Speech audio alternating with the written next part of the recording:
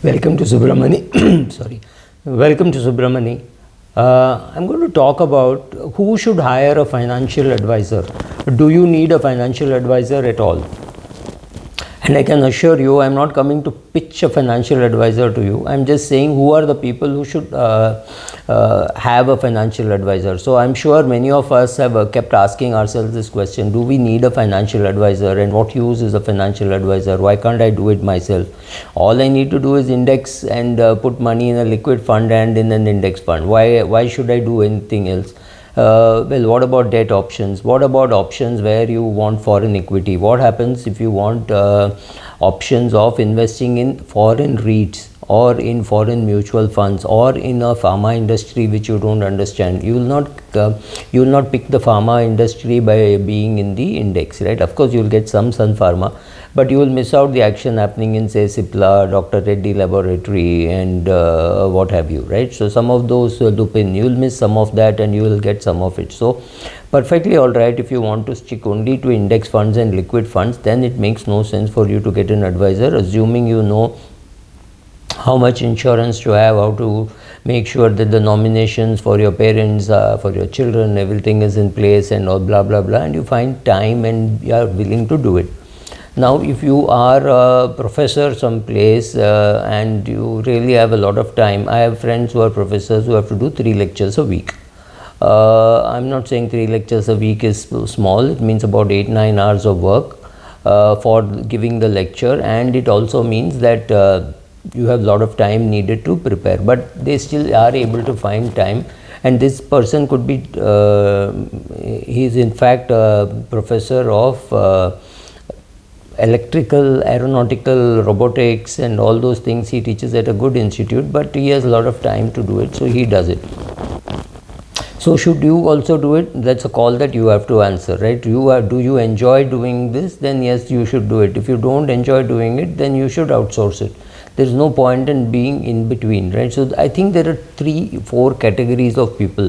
One is those who like to outsource all their nitty-gritty work and all their, even their decision making.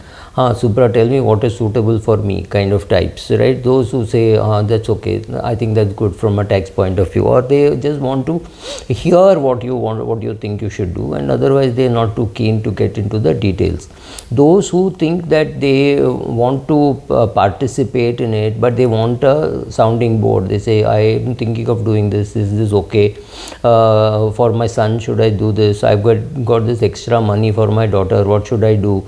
How should I pay for the education? My father has not made a will. What is the implication? He does not own a house. When you need a sounding board, and a sensible sounding board, you can of course go to Twitter, you can go to Facebook and expect that to be a sounding board. That may not be a very sensible sounding board. The third person is a person who does everything on his own or her own and don't think that they need any help. Right? All the 3 categories of people I have seen, and perfectly all right to be in any one category. The logic that I have for hiring an advisor is when your work is taking up a lot of your time and you're fooling yourself into saying, oh, I know all this, I can do it myself, right? So let's say you're a banker who's in sales, which means you're traveling a lot, maybe 15 days in a month you're traveling, and you have a big region. You're based in Delhi and you cover up to Chandigarh, or rather you're based in Delhi and you cover up to Jammu, right? You are head of northern region, so which means there's tremendous amount of traveling and running around, etc. Then your children are growing up, so they need some time, your wife needs your time. So amidst all this, do you also want to do this? That's a question that you have to answer. First of all, the question of time.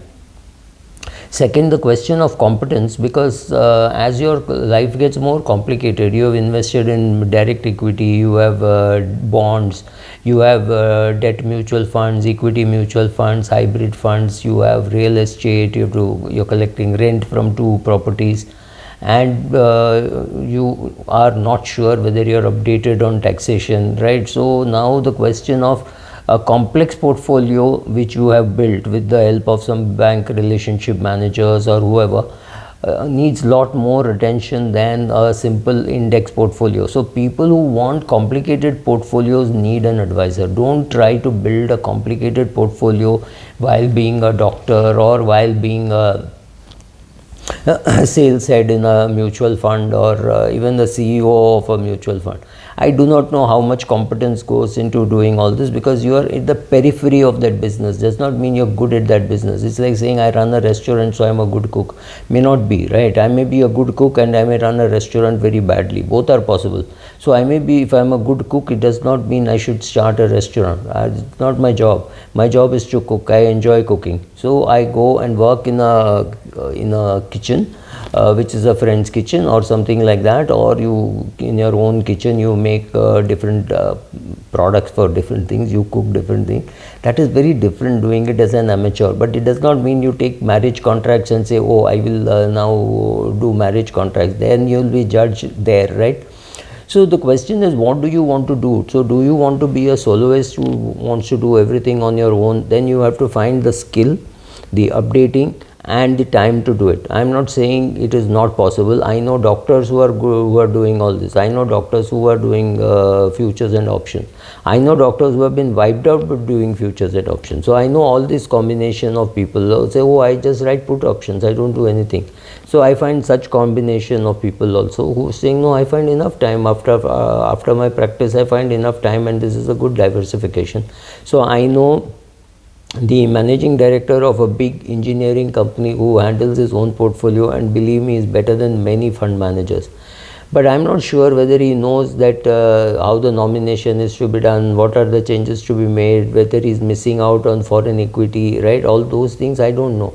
He's done a very good job of his own equity, and he's created enough wealth for himself. Of course, a very big salaried guy, so he was able to do it. The question is, do you fit that bill? Do you want to do it? Do you want to do all the small nitty gritty work, or do you want to outsource it, right? So I'm just saying you decided it for yourself. So now suppose you started being a do it yourself guy at the age of 30, and now you're 45 and you're sick and tired of doing this, revisiting your KYC, filling up the form and all that. You're tired doing this, go and hire a financial advisor, right? A financial advisor or an administrative clerk. You may not need a full-fledged financial advisor, but you need an administrative clerk who will make sure that all your papers are perfectly documented. Recently, a friend was unable to invest in one fund house, and he kept trying, it didn't happen. So then he asked me what could be the reason. So I said, just check on your PAN Aadhaar linkage, and he had not done PAN Aadhaar linkage for his wife. Once he did it, it happened. So some of these things are very simple. Some of the things could be a little more complicated. He could be reaching, he could have reached 60 years of age, so that fund may be closed for him. He may have invested, suddenly he must have thought, oh, it's fantastic to invest in a foreign REIT, and he invested in a foreign REIT and found that the taxation is now changed, and the whole income will be taxed in his hands the minute he withdraws it. And now he can't withdraw from that for at least a year or two, because there is some exit load. Right, so some of these things that you have to know, and some of these things you can learn. So you have to make a choice of what is good for you and what you want to do. So when you've made your financial life very complex, then you have to make sure that there is somebody to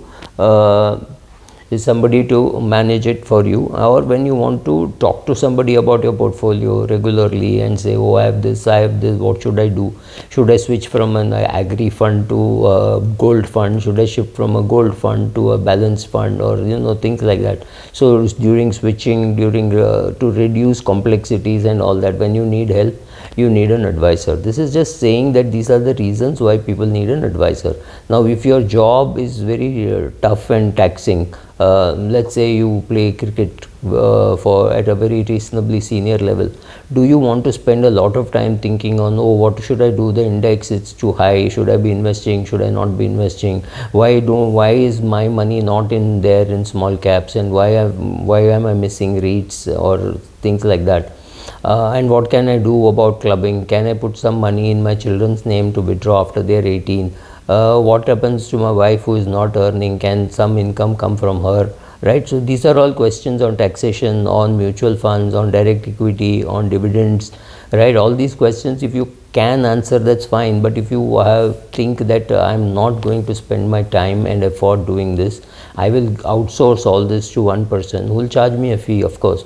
But it at least means that I have to just quarterly or 6 monthly or annually look at my portfolio, and I don't have to worry on a day-to-day basis. I just give him away 50 lakhs a month, which he or she invests for me. All this is perfectly all right, right? So you don't want to then spend time doing this because you want to concentrate on your main career. You could be a surgeon, you could be a cricketer, you could be playing chess, it could be any of these things, right?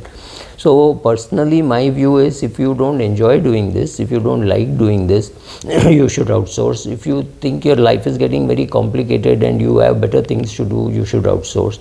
If you are retired, if you are a doctor who is able to find 4 hours a day, 3 hours a day, 2 hours a week, whatever you think is needed for your portfolio, then you should not hire an advisor. If you think that you only want an index fund and liquid fund to fall back on,